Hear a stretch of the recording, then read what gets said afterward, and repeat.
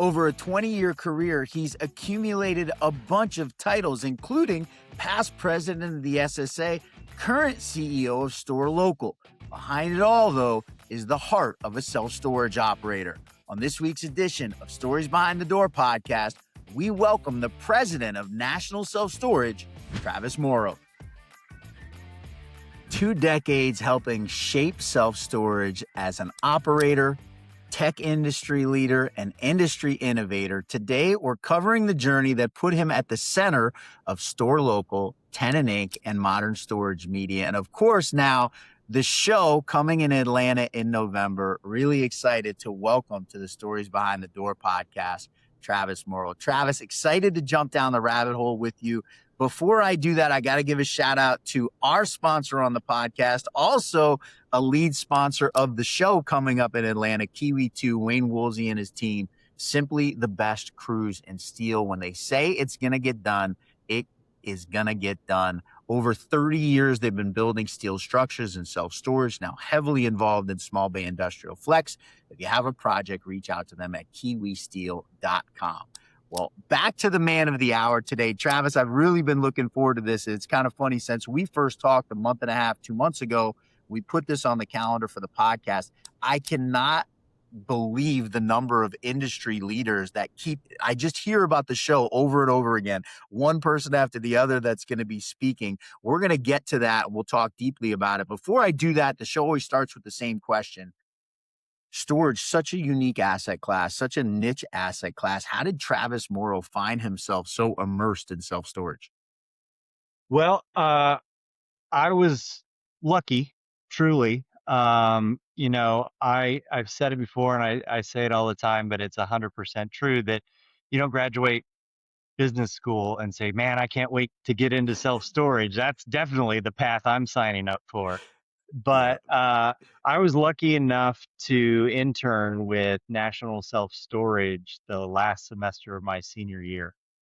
And Bob Schaff, my mentor in the industry, Hall of Famer, been doing it since 1974, really taught me the business. And so when I first came in, I did a competition analysis database in some old Microsoft database product that, they were on Excel spreadsheets, or the stores were sending in just pieces of paper, and I'm trying to compile all of this information into a database, which, today that database is like a Tracked IQ, or, the recently acquired Store Track, or, that was the dream to get it to. I am not a tech person by any means. I'm not a developer. I'm not an engineer for any of that stuff. But I've been lucky enough to at least have the exposure to that kind of tech, to at least have an understanding of how things can work. And so that's really what got me started, was that internship at National Self-Storage. And then I kind of progressed up through the company all the way to president now. I love that. And obviously, Store Local, the co-op of smaller individual owners, to be able to kind of compete with what's going on in the industry. Tenant Inc. as a natural offshoot of that, to help that, conglomeration of folks. Talk to me about how important in your journey starting out as an operator was, starting out from understanding what it's like to actually run the business side of it. Well, I first and foremost, even today, am a self-storage operator. I mean, that's my X handle, is at storage operator, because everything else that I have done in the industry, or been in the orbit of in the industry, ultimately, selfishly comes back to, how can it help my stores perform better?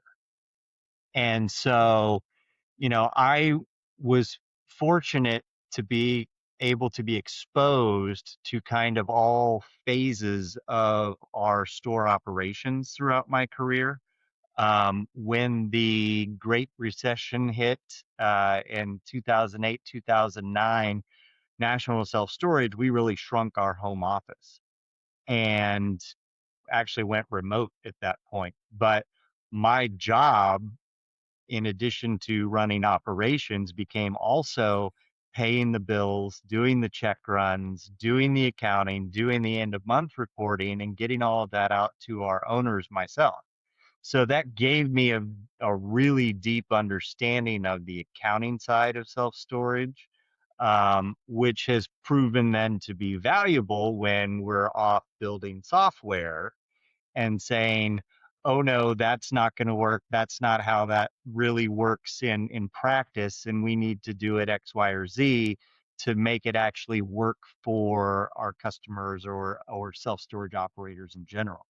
And so being an operator, my wife calls it my operator brain. People pick that from time to time to figure out, what is the actual in the field use case for different features or products. So many questions that came out of that. There's three of them that I'm going to go down the road. I'm going to start off. I want to stay in this early part and ask you about what jumped out at you when you first got into storage. I'm going to come back to the question because I want to mention the other two or I'll forget them. One of them is the changes. You talked about how you were doing all that stuff yourself early on. What's that look like in 2026 versus when you first started? And then the last one is about technology, and I'll get into that a little bit too. Let's go back to where I started, which is when you first got this opportunity as a senior at the University of Arizona. We talked off camera. Go Rob Gronkowski, still one of my favorite football players of all time, a diehard New England Gronk, Patriots fan. So love that absolutely. that's over your shoulder. But you get this opportunity. What was it about storage that you're 20 plus years later still involved in the industry? Well, there's some great layers to our industry. And one, self storage, when you boil it all the way down, is not a super complex operation. And I am not a super complex business person, if you will. Um, it's very straightforward. We have space, we rent space, and we want you to stay in that space as long as possible. And then you get into, the finer deals of attracting and converting customers and revenue management, and we get into the more complex stuff. But self storage itself is a very simple business. And easy for me to wrap my head around. And you know that's the business piece, but the real piece of our industry that I have found to be very unique is the people. And I was fortunate with Bob as my mentor to get to tag along with him because one of the values that he instilled at National Self Storage was how independent operators like us could guide and help the industry. And so he was very involved in the Arizona Association, and he was very involved in the National Association.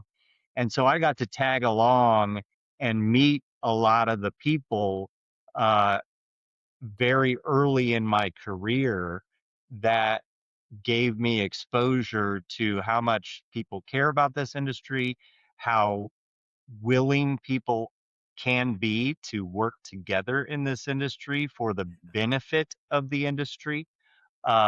And so that was one of the things that I think I would attribute most to why I've stuck around in this industry for so long. It's just been such a great industry to be a part of, just because of the people. It's incredible to me how much this topic comes up on the podcast with various. I've been lucky to have Mike Burnham on the podcast. I've been lucky enough to have Ken Woolley on the podcast, Yeah. Maurice Pagoda, who got his start in the 80s, National Storage up in Michigan. What those early folks in the industry did to establish a culture in this industry, to this day, it blows my mind. I didn't get into storage until 2021. I'm a little jealous of some folks who've been in it longer, but that's still here. That feeling that we have of camaraderie and yeah, there's competition, no doubt about it. And consolidation is happening. We'll talk about that a Yeah. little bit. But the fact is when we go to, events and you talked about SSAs, both local and national, there's still a sense of people that are fighting to keep this industry as a place where folks like each other and work together in a positive way. It's such an amazing thing to me. Well, and it's because it's a great business. I mean, this has all been really good for all of us that are in this industry. And, we need to protect ourselves not only from outside influence, whether it be legislation or other legal action, but we also need to protect it from ourselves sometimes. Yeah. There are stories out there of whether it be tenant insurance or tenant protection or pricing models or things that start to bump up against a guardrail that the industry as a whole can step in and say, hey, you're kind of screwing it up for everybody else. You know, can we work together to, improve this so that it's good for our customers, but still remains awesome for us? And people have been generally willing to do that. You open up a fascinating road that I'm going to go down. We've talked about this before.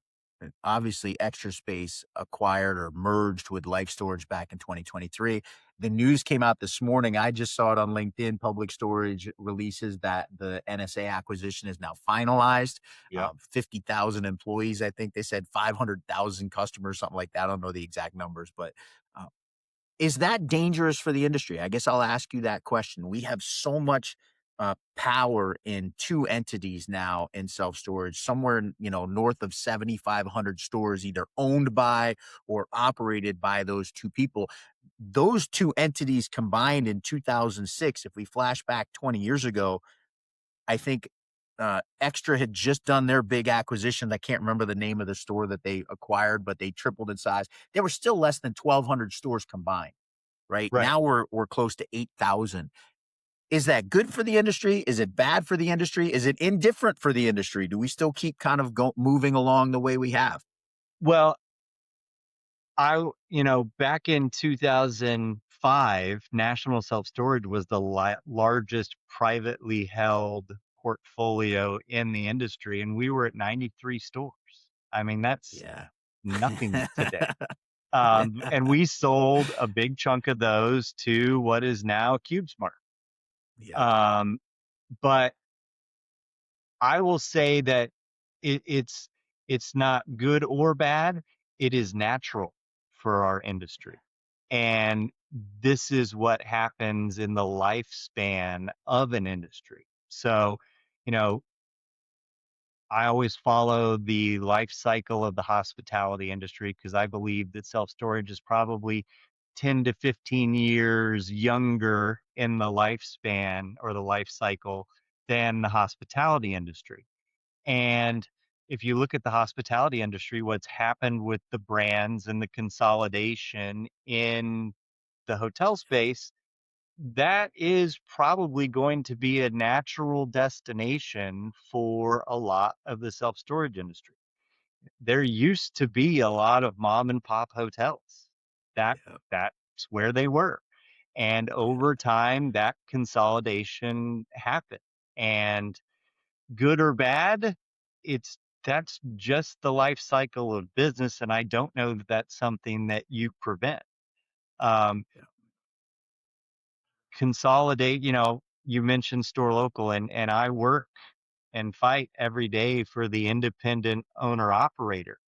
Um, at the end of the day, for our independent owner operators, the goal eventually, with the exception of very few that have like 100-year plans that I'm aware of, um, their goal at some point is an exit that is profitable and life changing for themselves and probably their family.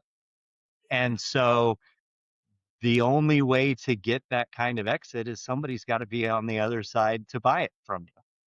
And that's where the consolidation happens. And so good, bad, it's just a natural part of the life cycle of an industry. I'm gonna ask a question. You brought up the kind of independent owner that you've been a champion of, and you've done a lot of work for to try and help them compete in that environment where their competitor has the data and the resources of thousands of stores. It's obviously been a challenging few years, right? The Yeah, 2000 my boss, Barry Sherman's 1991, he got in the industry. He says every day we go on meetings when we're talking to someone new in storage, this has been the roughest 3 years he's ever seen in his time that he's yeah, been here. And yet, we still look at cap rates in primary markets, even in secondary markets, assets trading below what interest rates are. Does that yeah. surprise you? Are you shocked by that? What is it that's allowing that to happen in your estimation? And what does it mean for those smaller independent operators and the value of their asset? Well, it means good things when they eventually get around to the exit. But for a long time, again, following, or I'll switch from hospitality now to multifamily.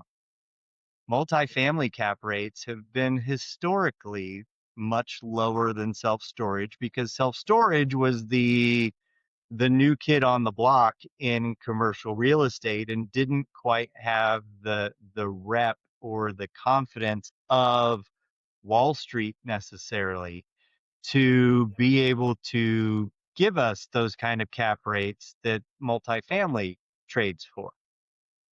Well, now as the years have gone by, self storage has started to cement itself as one of the top performing asset classes in commercial real estate. And I think we are starting to see, from a cap rate standpoint, that gap narrowing between multifamily and self storage because we all know that Wall Street now is a real big fan of the industry. And that is going to cause that cap rate compression as our industry stabilizes kind of in their eyes. And so I from a long-term perspective, you know, is a 3% return on investment cool for me? No. But is it cool for Wall Street? Yes. Yeah, And yeah. so that's where, that gap will continue to close in our favor. And so thinking about it from cap rates versus interest rates, we're now starting to think about it like multifamily more so than how we always thought about it back when we were 10 caps, when I Yeah. first got into this industry. Hey, good luck finding one of those these days. I don't know where Yeah. you gotta go, but you gotta go a Yeah. long ways from the center of town to find a 10 Yeah. cap deal in And it storage. probably doesn't have pavement. Almo yeah, certainly. Oh, that's hilarious. I was talking to Hans Hardesty, who's a big broker up in the Northeast, about a deal he sold in Syracuse, New York. I happen to graduate from Syracuse, so it was near and Yeah. dear to my heart. Syracuse is like a lower secondary market. Like it's not a hotbed of activity in any stretch. And it was like a 37,000 square foot facility that was 35 years old, professionally managed, so no real upside growth under a six cap, and so to your point, and we're seeing it, right? I think $1.8 billion of joint venture or other type of agreements between big PE and the REITs, not counting the massive amount of money that public was able to get funded to do the NSA acquisition, none Yeah. of which is on their books, which boggles my mind, right? They managed to put a $10.5 billion acquisition together and assume no debt that they have recourse on, which is, to your point, good news for smaller operators as they look to exit. I want to dive in a little bit now. Obviously, 2026 AI is so all encompassing. Everyone talks about technology, technology, technology. When you go to an ISS show or an SSA show, and I'm quite certain at the show in Atlanta, we're going to see you mentioned Tract IQ earlier and Store Track and companies like Lumio and PropRise. And I mean, there's so many of them that are tech centered companies. Is it easy for an operator, especially a smaller independent operator, to kind of get lost in the shuffle of what's available from technology and kind of forget about the things that have worked for 40 years in operating a storage facility? Yeah. I mean, it can be overwhelming for if you're new to the industry or walking into just a national conference for the first time. and seeing all of the vendors that we have in this industry and all of the additional technology vendors that have come into this industry. And I can talk about AI. It's actually um, top of mind for me. Over the last 5 weeks, I've been using it extensively, but it can be confusing. And so that was one of the things at Store Local that we identified, was a challenge for a lot of our independent operators. And so whether it be Store Local partners that we've selected in different buckets, whether it be property insurance or protection program, financing, stuff that we don't even necessarily do. Some of it we do, but trying to help make those selections and recommendations for them, and but still giving them the choice, right? It's like, here's the ones we like, here's the ones that we use. If you want to go do something else, go do something else. That's the joy of being an entrepreneur. And that really was the genesis of Tenant Inc. Was we were a little frustrated with vendors telling us, no, this is how you're going to run your business, and telling an entrepreneur that does not go very far. And so we have been about trying to level the playing field when it comes to competing with the REITs from a technology standpoint. What we recognized very early on was that, individually, whether you're the largest privately held portfolio or a single store operator, you don't have the budget to compete individually with the technology and programs and systems that the REITs are able to deploy. Yeah. But if we work together and combine our resources, while still not enough to compare to what they're doing, it gets us closer and bridges that gap to make us all more competitive.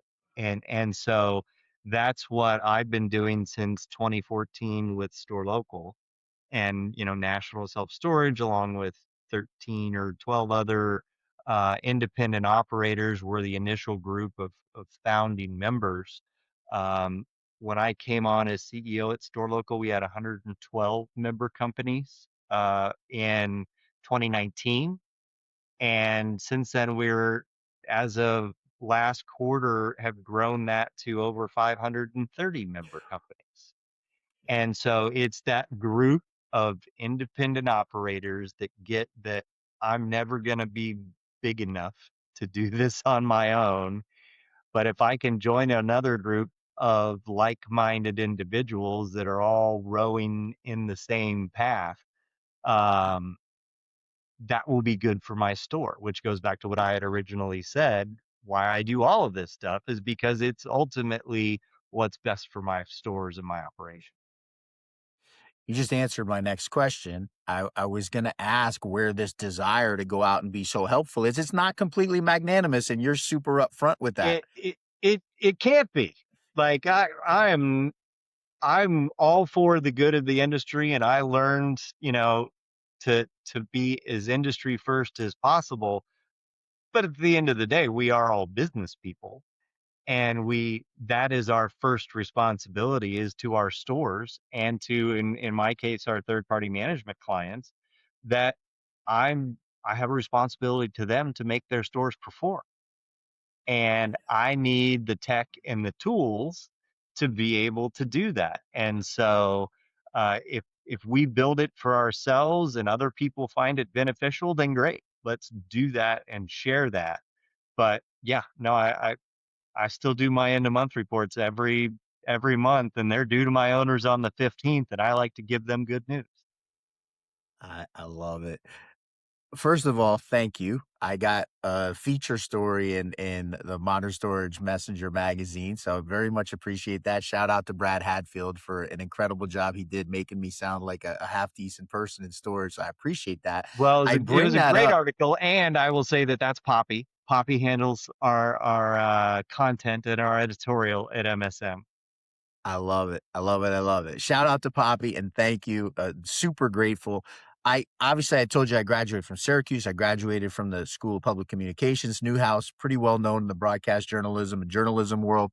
I'm interested in the choice that you made to acquire MSM, right? As we've seen kind of media change and evolve over the last couple decades. I saw my first website actually in the computer studio at Syracuse University in the summer of 1996, which is scary to admit, but the evolution of what's happened, right? At that time, the New York Times came on your doorstep, right? In the morning, Right, and you read the newspaper, and magazines came every month. You went to the doctor's office, you didn't sit on your phone, right? There was a right. pile of magazines and the not so much in 2026, but you decide to acquire that and to run that and to put effort and resources into it. Why that decision to do that, and what role do you see MSM playing in self-storage in 2026? Well, I def Lance and I definitely got some sideways looks from many people when we threw this idea out there to our board. And you know, being part of the industry for as long as I had, I knew what mini storage messenger was to the industry, not only as a source of education, but a voice for the independent owner operator. We have our annual Facility of the Year awards, which for us developers is an important deal. Um, and so that was a long discussion with Minico, who had started and run that magazine for over 40 years before we acquired the assets of it in 2023. The thought was, you know, we wanted to acquire those assets so that we could continue that education and have that voice for the independent owner operator in the industry so that it wouldn't just go away. Um, you know, you are correct that the print magazine's face, you just like I wouldn't graduate business school and go straight into self-storage. You also wouldn't go say, "Hey, I'm going to go buy a magazine,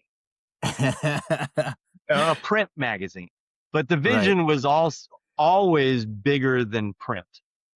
And so we have we rebranded the print magazine. It is a beautiful document. I love to receive it every month, and that is the art of the the industry that we're in from a publication standpoint.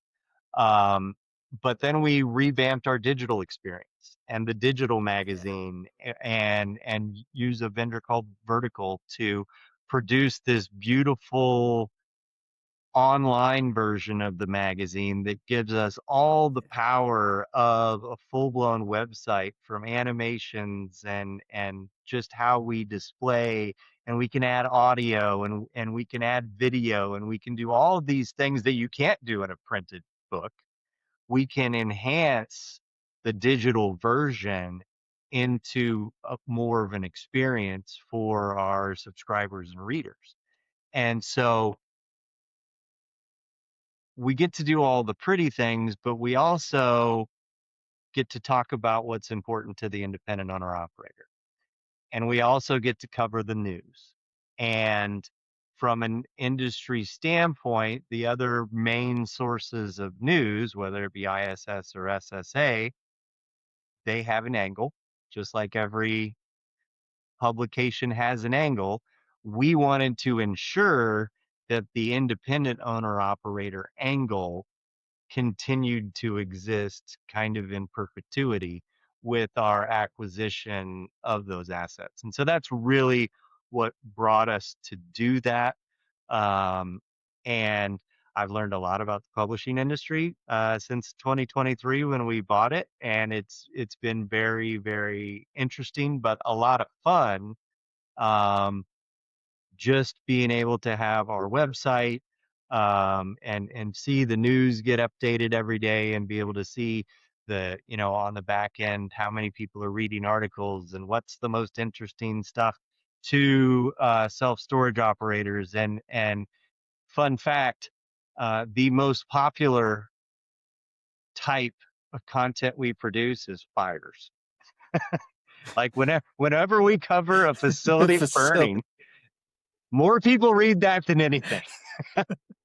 I don't know what that says about humanity, but Well, uh, you probably heard in journalism school, if it it's one of the bleeds, it reasons leads. I quit working in television. Honestly, 3 years into my TV career, because I was making nothing and I was living in Kearney, Nebraska. God bless, amazing town. But as someone from the East Coast, that's the only place they'd hire me to be on television. I wanted to see my family. Second was because it was either murder or a fire, or else it didn't get a whole lot of people watching. So, and I wasn't the weather guy. The weather guy, everyone watched. The Right. news guy, not so much. Look, we're 30 minutes into this conversation. I usually cut the show off here, and I'm going to extend a little bit if you have a couple minutes, because I haven't Sure. even talked about the show yet. And I'm so excited to dig into this with you because I find it fascinating. You mentioned ISS, you mentioned SSA. SSA obviously has two big national shows every year, one on the East Coast that rotates, and then one in Vegas. ISS is in Vegas every April. What did you see in the industry that made you feel like you needed to go create this incredible event that you have? And I say incredible, I talked to you about this, I think, off camera. Maybe I said it on camera earlier, I can't remember, but the people in the industry that are coming out to support the show, we talked about Wayne Woolley and Kiwi that are supporting it financially, but the people that are going to Atlanta that you're going to put on stage and have talking and educating, the cream of the crop of the industry. What is it that you saw that made you feel it? Because I'll be honest, as a person looking at it, when I first heard about it, my first thought was why? Right. Why are they doing this? What do they think they're going to accomplish? And I was like, is it going to work? It's obviously been very well received. Tell me your thought process and what you were thinking when you decided to go down this road. Well, so you nailed it with the two West Coast shows in Vegas, plus the moving target of the SSA spring show. That left an opening in the fall on the East Coast, and the East Coast was kind of underrepresented from a national conference standpoint. And there are, 16,000 facilities in the Southeast. And, Got it. you go up the Eastern Seaboard, there's another 10,000 headed that way. It was kind of an underserved market, truly. But what really gave me the idea is I had been attending other industry events, whether it be security or HubSpot inbound, and I saw how other industries were doing their big conferences. And we've been doing our conferences the same way for a long time as an industry. And just like we did with the magazine, we want to do the same thing to the national conference and trade show for our industry. And I've seen how it can be improved, and we're looking to make those improvements at the show. And so you do that by, like you said, you have an all-star lineup of the top tier talent in speaking in the industry. You work with them to come up with new content and new thoughts that they can share with the group. We've got over 60 hours of self-storage content scheduled at this event across our four pillars of content, which are data, development, investment, and operations. And plus, we've got 6 keynote speakers. We've got 2 US congressmen, a Major League Baseball Hall of Famer, a CNN commentator who's coming to us days after the end of midterm elections. Um, Super on topic, super interesting content that you haven't seen anywhere else. We've got one of the REIT CEOs that we're going to be interviewing. Um, 50 roundtable sessions, huge trade show floor. It's not that it was being done bad previously. I've been going to those events for 20 years. It's just whenever I see an area to improve or something that can be improved, I like to go try and do it. And so that's what we're doing with this show, and we hope everybody comes out because I keep saying it, and believe me or don't believe me, but it's going to be one you don't want to miss. I love it. I'm looking forward. I talked to you about this off camera. This I definitely talked to you about off camera. I have my other podcast, Storage Unlocked, much more news oriented, but I want to bring you back on as we get later into August, September. That is obviously the first week of November when the show happens right after midterm elections, as you said. Looking forward to diving into that a little deeper with you and giving people an idea of what that's going to be about. If somebody wants to register for the show, if they want to go and be an attendee, how do they find it? How do they get themselves registered for it? We made it as easy as possible. It's msmtheshow.com. We'll take you to the page, and there's a red button at the top right-hand corner that says register. Love it. We are just ramping up. You know, we've been marketing it well. I'm pleased with the buzz that we've got and created so far. It's only going to get more from here over the next 90 days, and so the hope is we should be really easy to find for all of your listeners. But msmtheshow.com is the website. I love it. He's Travis Morrow at Store Local. You're going to hear more from him and more about the show on my other podcast, Storage Unlocked, coming up over the next couple of months. Fascinating conversation. I could have gone another hour. I told you beforehand, I had like 40 questions listed. I asked one of them that I had written down, which is the first one. How did you get involved in storage? I didn't have to go back to my questions list at all. Really appreciate you coming and spending over a half hour with me and sharing your incredible story in the industry. Hey, I appreciate you having me on, Thaddeus. Really do. And I look forward to doing the next one with you too. Love it. Love it. Going to give one more shout out to our friend. I'm going to say our friends because they're supporting sponsor. Travis in this show as well. Kiwi 2 Steel. Wayne Woolsey and his team have been putting up incredible buildings. I literally look out my window at a brand new 3-story facility that his steel crews did an incredible job on. Get them involved in your ground up development project early. Take advantage of 30 years of lessons that they've learned. Let that help you get a incredible development project out of the ground. Simply the best crews in steel. He is Travis Morrow. I am Thaddeus Campbell. That's it for this week's episode of the Stories Behind the Door podcast. We'll see everyone next week. Awesome. Thank you.